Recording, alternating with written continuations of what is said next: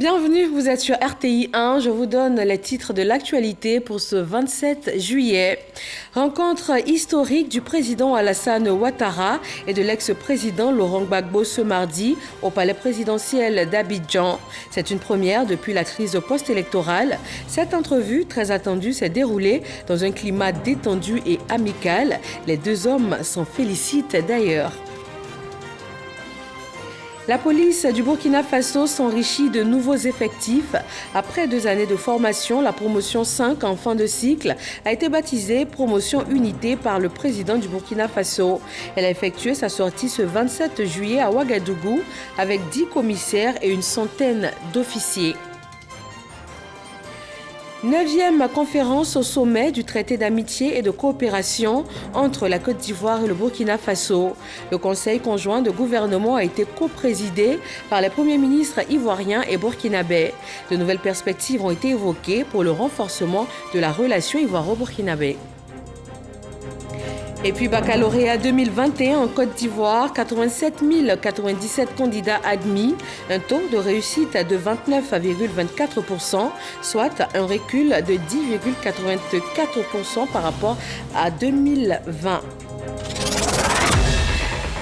Bonsoir à tous, en particulier à vous qui nous suivez depuis la Côte d'Ivoire et le Burkina Faso. Le 20h de ce mardi 27 juillet est largement dominé par le traité d'amitié et de coopération entre la Côte d'Ivoire et le Burkina Faso. Il est diffusé simultanément dans les deux pays. Et pour cela, nous sommes deux sur ce plateau. Jean-Emmanuel Ouedraogo est journaliste présentateur sur la RTB, Radio-Diffusion Télévision du Burkina Faso. Bonsoir Jean-Emmanuel. Bonsoir Fatou Fofana. Nous sommes ravis de partager ce temps d'antenne avec vous. C'est un plaisir partagé. Et on ouvre donc ce journal spécial par la rencontre cet après-midi au palais présidentiel d'Abidjan du président Alassane Ouattara et de l'ex-président Laurent Gbagbo. C'est la toute première fois que les deux personnalités politiques se retrouvent depuis la crise post-électorale. Elle était annoncée, attendue et même espérée et elle a bel et bien eu lieu. La rencontre entre le président Alassane Ouattara et l'ancien président Laurent Gbagbo, c'était cet après-midi et c'est sans doute l'image du jour. Les deux personnalités main dans la main face aux objectifs sur le perron avant leur entrée au palais présidentiel pour un tête-à-tête. Des échanges directs entre les deux leaders politiques de bon augure pour la suite du processus de réconciliation. Viviane Amien. La rencontre entre le président de la République, Alassane Ouattara, et l'ex-chef de l'État, le président Laurent Gbagbo, s'est déroulée dans une ambiance très décontractée. 17h22, le véhicule 4x4 du président Laurent Gbagbo s'immobilise devant l'entrée du Petit Palais, où le président de la République, Alassane Ouattara, l'attend sur le pas de l'entrée. Les deux hommes échangent une accolade chaleureuse et posent sourire aux lèvres devant les objectifs des caméras et des appareils photo. Pour l'occasion, le palais présidentiel enregistrait une affluence record de médias nationaux et internationaux, personne ne voulant se faire compter l'événement. Le président de la République, Alassane Ouattara, et son hôte se sont retirés à l'intérieur du bâtiment pour s'entretenir. Leurs échanges ont duré un peu plus d'1 heure d'horloge. Assisté à l'entretien, côté présidentiel, le directeur exécutif du RHDP, Adama Bictogo, le ministre conseiller spécial du président de la République chargé des affaires politiques, Cissé Bakongo, le ministre directeur de cabinet du président de la République, Fidel Sarasoro. La délégation du président Laurent Gbagbo comprenait le secrétaire général du FPI, Assoa Adou, le président du groupe parlementaire EDS, président du comité de contrôle du FPI, Hubert Oulaye, le président d'EDS, Georges Armand Ognien. À la fin de l'entretien, le chef de l'État, le président Alassane Ouattara et son hôte, le président Laurent Gbagbo, se sont livrés à la presse. Je suis venu rendre visite au président Alassane Ouattara, que je connais depuis longtemps. Et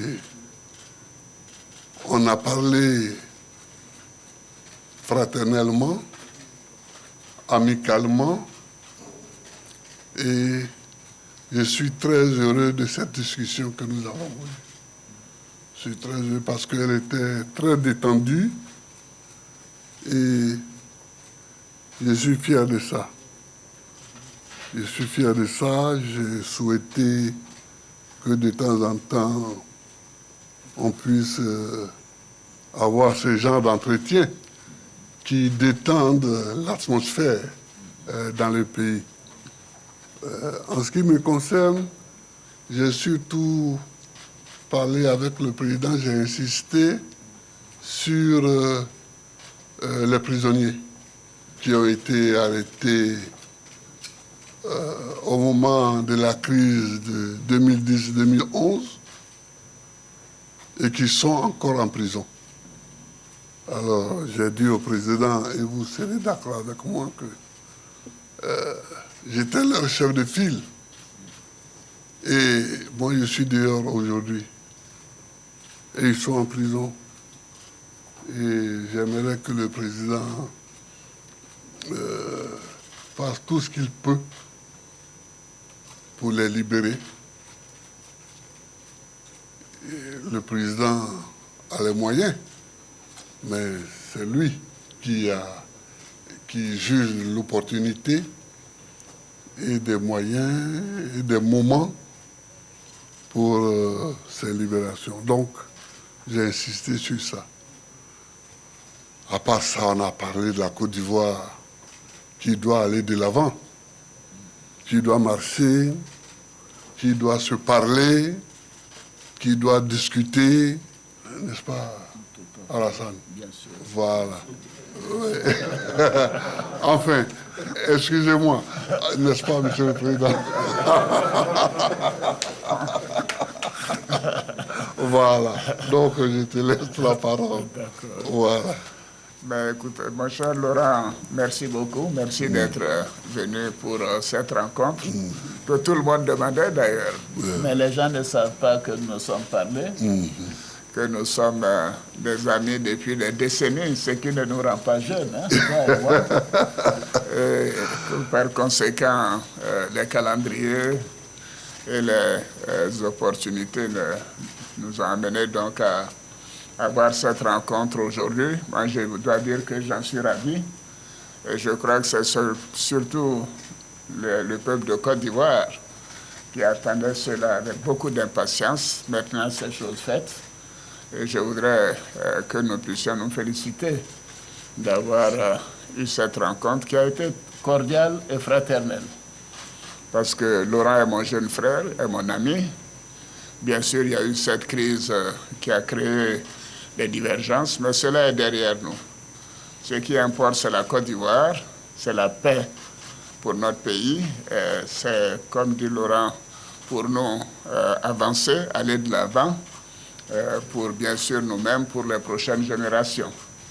Je voudrais réitérer mes condoléances à mon frère pour le décès de la maman, Gado Marguerite, et d'Abdourahmane Sangaré. Tous les deux sont partis alors qu'il était absent du territoire. Et je lui ai dit que nous avons une pensée, bien sûr, pour eux et nous continuons de prier pour qu'ils reposent en paix. Une maman, c'est très important pour nous tous. Et quand j'ai perdu ma mère, alors que moi j'étais en exil, Laurent Gbagbo a facilité mon retour pour que je puisse participer et prendre en charge les funérailles. Donc c'est quelque chose que je ne peux pas oublier. Je voudrais donc témoigner en cela et dire que ça a été un moment douloureux, je sais pour toi, et je te réitère toutes mes condoléances. Merci. Nous avons parlé bien sûr de la paix pour notre pays, la nécessité de renforcer la cohésion nationale, de continuer de renforcer la réconciliation.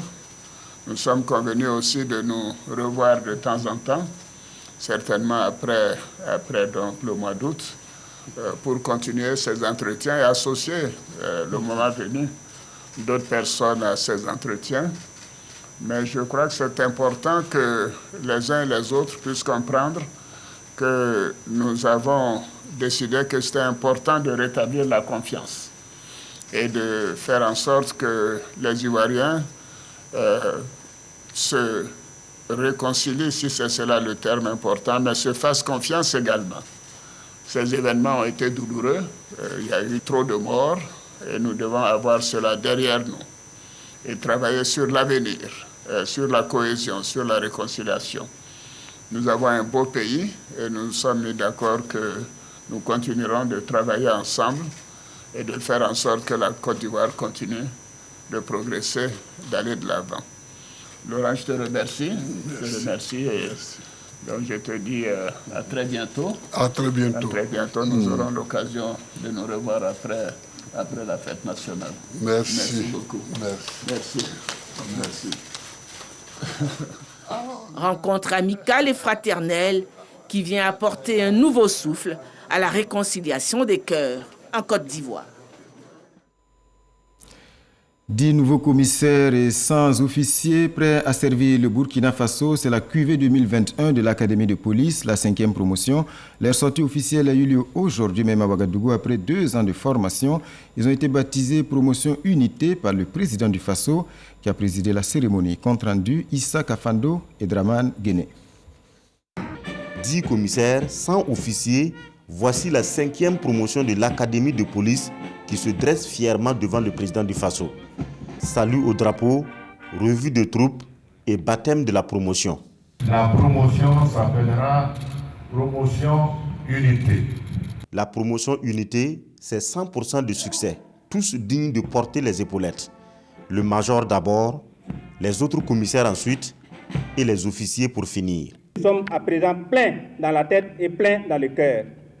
La situation sécuritaire dégradante et les multiples attaques dirigées contre les populations civiles et les différentes positions des forces de défense et de sécurité nous interpellent sur la nécessité de nous mobiliser sans réserve aucune pour sauver la mère patrie et léguer aux générations futures un pays de paix. Des cadres de la police qui rejoignent le terrain au moment où la sécurité du territoire est mise à rude épreuve.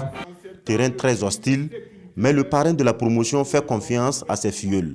C'est dans ce contexte sécuritaire sans précédent dans l'histoire du Burkina Faso que vous êtes amenés à faire exécuter les mesures relatives à la sûreté de l'État et des institutions. C'est dans ce contexte d'attaques récurrentes contre notre peuple que vous êtes appelés à faire appliquer les mesures relatives à la sécurité des personnes et des biens. Et ce nouveau rôle n'en est que plus exaltant. C'est dans ce contexte de résilience nationale que vous aurez la charge de diriger des équipes et à donner des ordres. Des ordres dont l'exécution pourra engager la vie des femmes et des hommes que vous commanderez. Comme ce fut le sort des 11 valeureux policiers qui ont trouvé la mort le 21 juin dernier au cours d'une embuscade mortelle sur l'axe Barsalgo-Foubé et dont je salue la mémoire et la bravoure. Il n'y a pas de héros solitaires et nous avons l'obligation de nous mettre ensemble et de travailler à rang serré. Du reste, l'ennemi en face ne fait aucune distinction entre les tenues quand il l'attaque. Tous unis, rien d'impossible.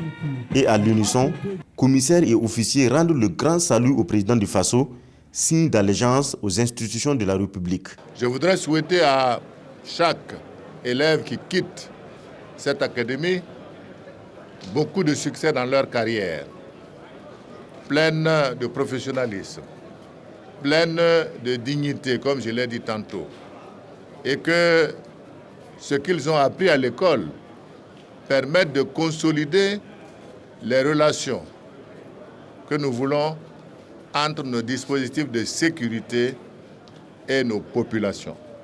Cela est important parce que autant nous devons exiger des populations le respect de nos agents de sécurité, principalement des agents aussi de police, autant nous devons avoir un comportement de respect également vis-à-vis de ces populations. C'est deux choses qui se tiennent.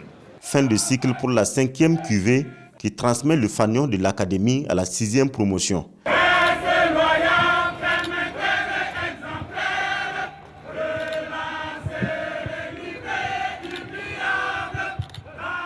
Un défilé au rythme de l'hymne de l'école et au son de la fanfare de la police nationale pour boucler la cérémonie.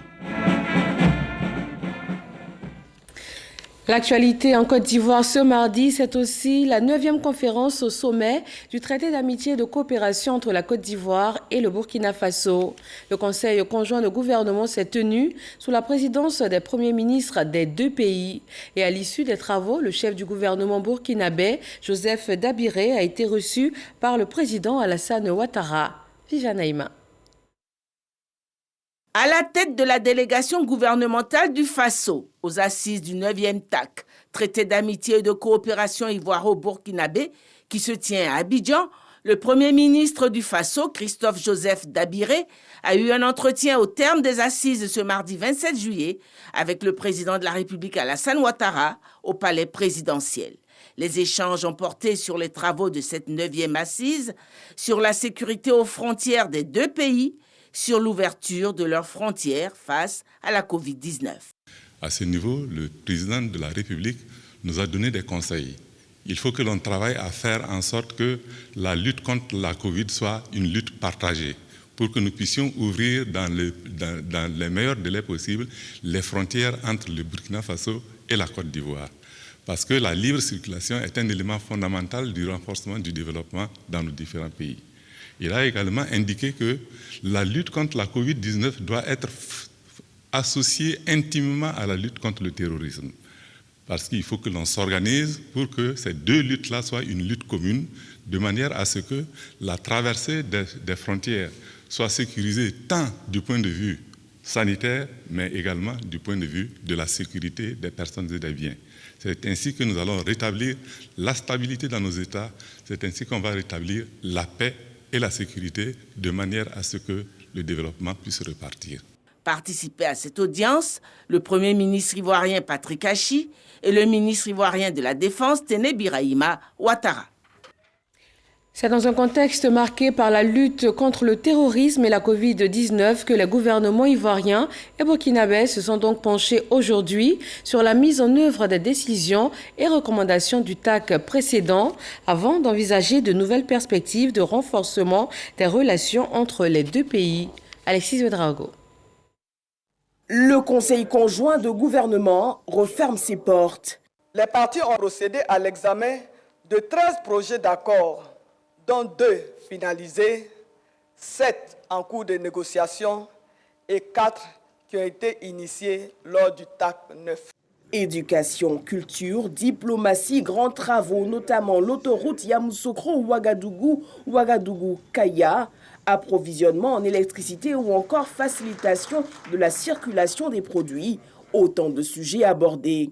Nous échangeons régulièrement le savoir-faire, les bonnes pratiques et envisageons ensemble le mécanisme pour l'industrie des arts et du spectacle. Il y a un dynamisme qui va être plus amplifié avec les accords signés ensemble et qui va permettre un échange en tout cas non seulement sur le plan artistique mais également sur le plan culturel parce que nous avons des valeurs communes. Un accord portant sur la facilité de circulation des produits locaux et de l'approvisionnement de nos marchés. Faire en sorte que nous puissions avoir des joint ventures entre des entreprises privées de Côte d'Ivoire et du Burkina Faso pour faire donc des géants qui sont à même donc d'apporter des réponses structurelles aux questions de développement industriel, mais aussi aux questions donc de prospérité économique et sociale de nos pays.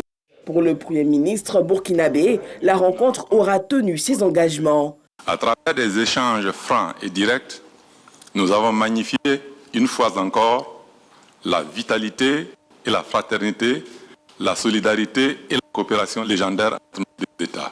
Prochaine étape, la rencontre au sommet des chefs d'État qui devrait finaliser l'ensemble des travaux. Nous avons grandement avancé dans le traitement de l'ensemble des dossiers, notamment les nouveaux dossiers et les dossiers spécifiques. Cela nous a permis de dresser, pour décision de nos chefs d'État, une liste de recommandations qu'ils examineront lors de leur prochaine rencontre au sommet.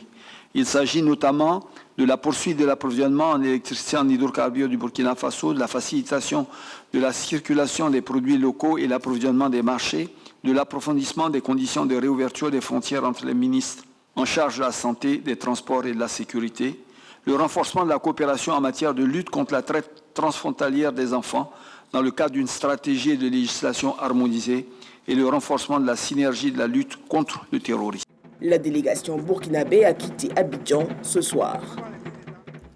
C'était donc le point d'ordre de ce 9e traité d'amitié et de coopération ici à Abidjan. Ce matin, comme on l'a vu, les premiers ministres ivoiriens et burkinabés ont co-présidé ce conseil conjoint de gouvernement à l'occasion de faire le bilan de la mise en œuvre des décisions du 8e TAC, mais aussi de passer en revue les grands défis du moment. Et Dieu sait qu'ils sont nombreux. Menaces terroristes, réouverture des frontières, pour ne citer que les plus pressants. Et sur toutes ces questions, les deux pays vont devoir plus que jamais se serrer les coudes. Alexis Evelyne Ouedraogo. Ministres burkinabés et ivoiriens réunis ce mardi autour d'une même table pour le Conseil conjoint de gouvernement de la 9e conférence au sommet du TAC. Cette rencontre préparatoire de la conférence des chefs d'État permettra aux autorités des deux pays de passer en revue l'état de la coopération déjà bien dynamique dans plusieurs secteurs. En matière de santé, nous partageons les mêmes soucis, surtout en cette période de la pandémie de la Covid-19. Il nous a été instruit en tant que ministre de discuter pour pouvoir poser les modalités pratiques parce que les frontières vont bientôt réouvrir et il ne faudra pas qu'à cette occasion, la maladie puisse reprendre du pas. Ce qui se fait de bien chez eux peut être aussi reproduit chez nous. La médecine traditionnelle, par exemple, nous avons donc un axe de collaboration pour voir comment faire évoluer donc la médecine traditionnelle chez nous. Le Premier ministre burkinabé, à l'entame de son mot, marque une pause pour saluer la mémoire des défunts premiers ministres Amadou Gon Coulibaly et Ahmed Bakayoko, qui auront joué un rôle important dans la mise en œuvre des décisions et recommandations du TAC. À l'heure où les défis sous-régionaux se font de plus en plus importants, Christophe Dabiré invite à une action renforcée, notamment sur la sécurisation des frontières. Au-delà des contraintes imposées par la Covid-19, il convient de relever la persistance des difficultés liées à la circulation et à la fluidité du transport sur nos corridors. J'invite nos administrations réciproques chargées de ces questions à faire preuve de plus de professionnalisme dans l'exercice de leurs fonctions, à travers le respect strict des décisions prises en la matière. Défense, sécurité, diplomatie, coopération frontalière, autant de projets qui impliquent la mutualisation des forces. Pour le Premier ministre ivoirien, la tenue de cette rencontre reste le signe de l'intérêt des chefs d'État ivoiriens et burkinabés de renforcer l'axe Yamoussoukro-Ouagadougou. Notre conseil de gouvernement conjoint est l'expression certaine de l'intérêt que nos deux chefs d'État, Son Excellence M. Alassane Ouattara et Son Excellence M. Roch Marc Christian Kaboré, accordent à la qualité de nos relations ainsi que la ferme volonté de nos gouvernements respectifs de voir la coopération entre nos deux pays et l'entente entre nos deux peuples toujours se diversifier et toujours s'intensifier. De même, le Conseil sera invité à se pencher sur l'examen de nouveaux dossiers et des dossiers spécifiques en ayant constamment à l'esprit la sécurisation de nos frontières et de nos territoires face à la menace grandissante du terrorisme qui gagne du terrain dans nos pays. Né en 2008 de la volonté commune des deux États de renforcer la coopération, le TAC est devenu un exemple d'intégration et un outil de développement qui fait école dans la sous-région. 12 ans déjà que cela dure et cette année encore, c'est avec un grand intérêt que les citoyens burkinabés ont suivi les travaux du 9e traité d'amitié et de coopération. Un intérêt marqué, teinté tout de même d'impatience. La plupart estiment que les grands projets annoncés tardent à se concrétiser. Leur souhait, plus de diligence pour des résultats concrets. Adama Guiti, Vincent Kiendrebiogo. Le traité d'amitié et de coopération entre la Côte d'Ivoire et le Burkina Faso à la loupe de citoyens burkinabés. Le TAC, c'est une très bonne chose pour les deux pays, à savoir la Côte d'Ivoire et le Burkina, parce qu'il y a un certain nombre de réalisations qu'ils promettent faire, à savoir par exemple le chemin de fer. Il y a également la route.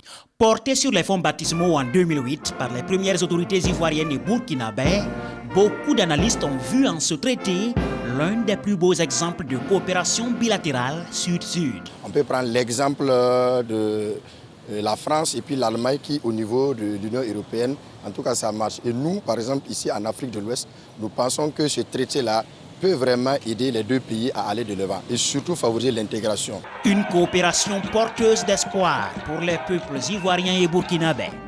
Faut-il alors encore patienter pour en récolter les bénéfices? Il y en a qui n'en peuvent plus. C'est des réunions qui n'en finissent pas. Parce qu'il n'y a rien de concret. Nos parents, quand ils quittent pour l'encan de Côte d'Ivoire, les raquettes jusqu'en Côte d'Ivoire, ils sont maltraités. Ça, je suis écœuré. Moi, je ne vois rien de concret jusqu'à présent. De 2008 à aujourd'hui, des régimes se sont succédés de part et d'autre de la frontière, mais le TAC subsiste encore, tant bien que mal. À chaque édition du TAC, experts, gouvernements et chefs d'État des deux pays se penchent sur de dossiers emblématiques ou de grands projets d'intérêt commun et censés améliorer les conditions de vie du bas peuple. Si nous prenons les grands chantiers qui étaient dès le départ en branle qu'on devait acter, c'est-à-dire par exemple l'autoroute Yamoussoukro-Ouaga. Si on prend le chemin de fer, l'emblématique chemin de fer Ouaga, Abidjan, Ouaga, Kaya, Tambao, ça aussi c'est un chantier qui est en rade. Bon, il y a aussi la question de l'électrification. Vous voyez aujourd'hui où on en est. Il y a la matérialisation de la frontière. Il y a la juxtaposition de la frontière commune sur la Léraba. Et puis, bon, il y a maintenant des problèmes nouveaux que sont le terrorisme et puis le déguerpissement des Burkinabés du Mont Peko. 10 ans après, le TAC n'a pas tenu ses promesses et c'est dommage. Et il appartient pourtant à ces deux pays condamnés par la géographie et l'histoire, justement, à faire vivre ce TAC, qui est une bonne initiative. Ce traité de bon voisinage-là gagnera à être botoxé. En attendant, c'est l'absence des présidents Alassane Ouattara et Roch Marc Christian Kaboré à la 9e conférence du TAC ce mardi qui a un écho retentissant dans la presse nationale burkinabé. Ce TAC laisse donc entrevoir de nombreux espoirs, autant côté burkinabé qu'ivoirien, car si l'on retrouve des Ivoiriens bien intégrés au Burkina Faso, la Côte d'Ivoire abrite une forte communauté burkinabé. Dans la région de la Nawa, sud-ouest de la Côte d'Ivoire, les ressortissants du pays des hommes intègres se retrouvent dans de nombreux secteurs d'activité, comme la cacaoculture ou encore le commerce. Mahama Traoré nous amène à leur rencontre. Méagui, département de la région de la Nawa, connu pour être le nouveau fleuron de la cacaoculture ivoirienne. En témoignent ces nombreux champs de cacao qui entourent la ville. À l'origine de ce succès agricole, la forte implication des migrants burkinabés, elle date de plusieurs décennies. Après l'exploitation forestière, les Blancs, ils voulaient partir. Beaucoup de leurs travailleurs étaient des Burkinabés. Donc certains, après les travaux avec les Blancs, on préférait rester ici. On sollicitait des terres. Le père de Moussa est de cette génération. À son décès, Moussa a dû arrêter ses études pour s'occuper de l'exploitation familiale. 10 hectares de cacaoyers qui produisent en moyenne 5 tonnes de fèves par an lors de la grande saison. Une activité prospère qui a permis à Moussa de lancer d'autres affaires. On a une boutique et puis on a un tout petit magasin aussi de portable. On se débrouille un peu. Le cacao nourrit son homme. Mais avec l'école qu'on a fait un peu, on voit que si on diversifie un peu de côté, si on focalise seulement sur le cacao, bon, souvent c'est insuffisant, quoi. Dans les années 80, le cacao a aussi attiré les parents d'Aruna à Méagui. Aruna Savadogo est aujourd'hui propriétaire de 86 hectares de plantations et même d'une coopérative qu'il a créée en 2007. On gérait beaucoup de choses, on vendait cacao comme ça, mais il n'y a pas de retour. On ne peut rien faire. C'est à cause de ça qu'on a créé une coopérative pour permettre les parents producteurs pour faire dépôt-vente. En l'air que je n'étais pas là, j'ai presque 400 tonnes en dépôt-vente. Selon la représentation du Conseil supérieur des Burkinabés de l'extérieur, plus de 2 millions de ressortissants vivent dans la région de la Nawa. La moitié exerce dans la filière cacao. Certains ont choisi le commerce. C'est le cas de cet importateur de pièces détachées qui a pourtant commencé comme réparateur de motos dans les années 80. Quand je venais ici même, j'étais en location. Mais j'ai fait tout ça, j'ai construit chez moi, j'ai construit pour moi. J'ai construit presque 3 à 4 cours à Méagui. Bon, j'ai construit à Abidjan, j'ai construit à San Pedro. Bon, on ne parle pas de Soubré. Donc, je peux dire Dieu merci. Grâce à Bakoui, grâce aux Ivoiriens, vraiment, j'ai vu bien. À Soubré, capitale de la région de l'Anawa, on retrouve également une forte communauté burkinabé. Natif de Pricro, Mamadou s'est installé dans cette ville comme libraire avant de se lancer dans la vente de mobilier et plus tard dans l'imprimerie.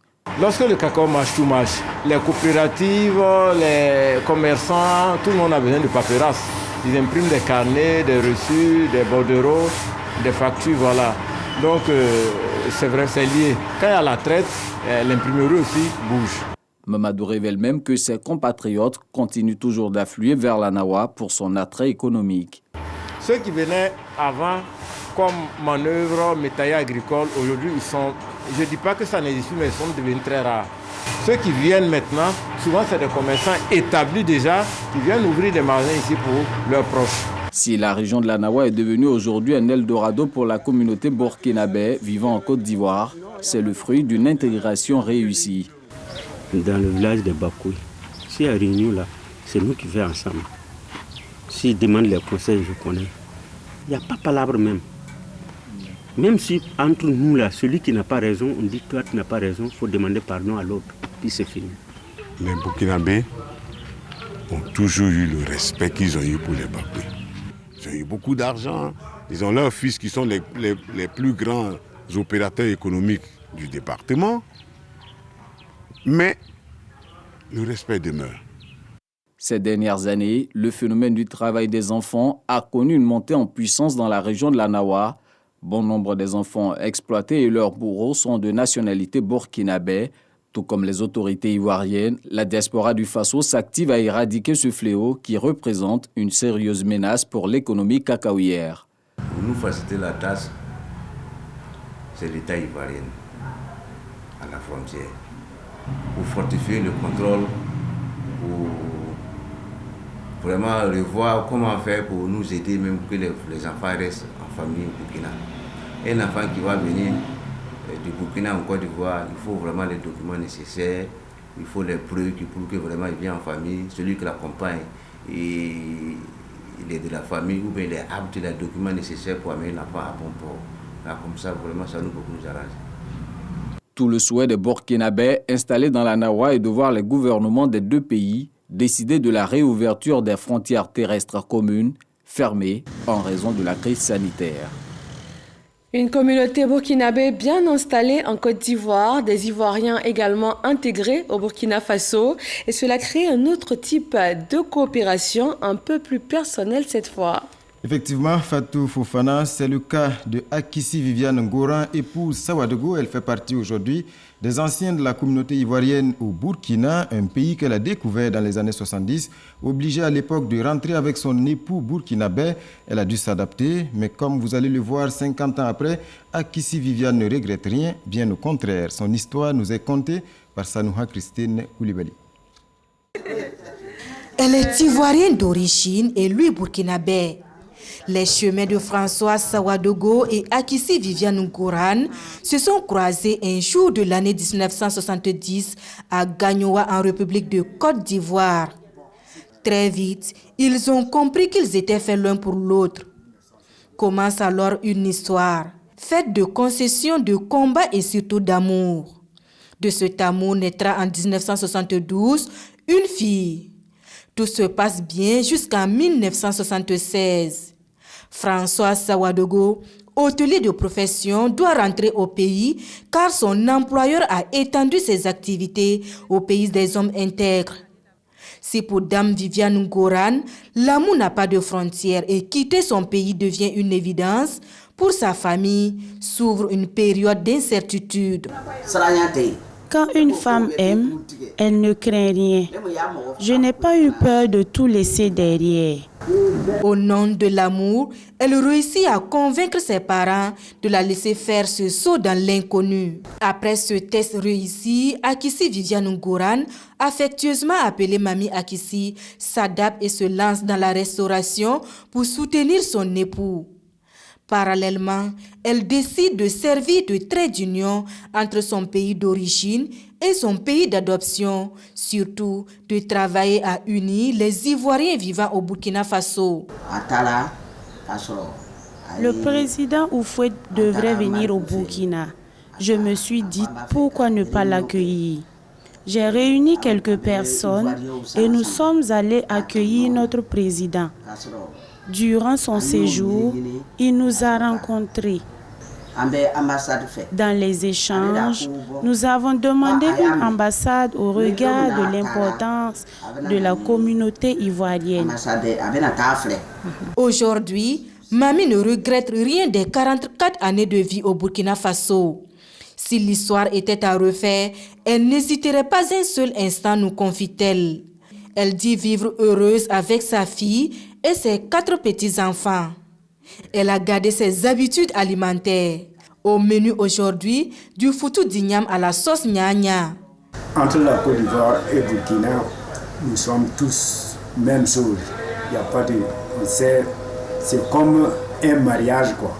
À l'image de leur union qui, malgré les péripéties de la vie, reste intacte, le couple Sawadogo invite les deux pays à renforcer davantage leur coopération, surtout face à la nouvelle donne sécuritaire.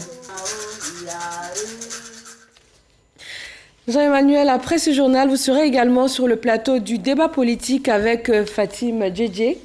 90 minutes de débat sur les enjeux et les défis du traité d'amitié et de coopération entre le Burkina Faso et la Côte d'Ivoire avec comme invité les 2 ambassadeurs et les 2 directeurs généraux de la coopération bilatérale. Vous l'avez dit, je serai en compagnie de ma consoeur Fatim Djedje. Rendez-vous est pris donc pour 20h50. Merci Jean-Emmanuel. Pour le moment, nous changeons de registre pour parler éducation. Les résultats du baccalauréat ivoirien sont disponibles. Le taux de réussite s'élève à 29,24% contre 40,08% l'année dernière. C'est Forazegui.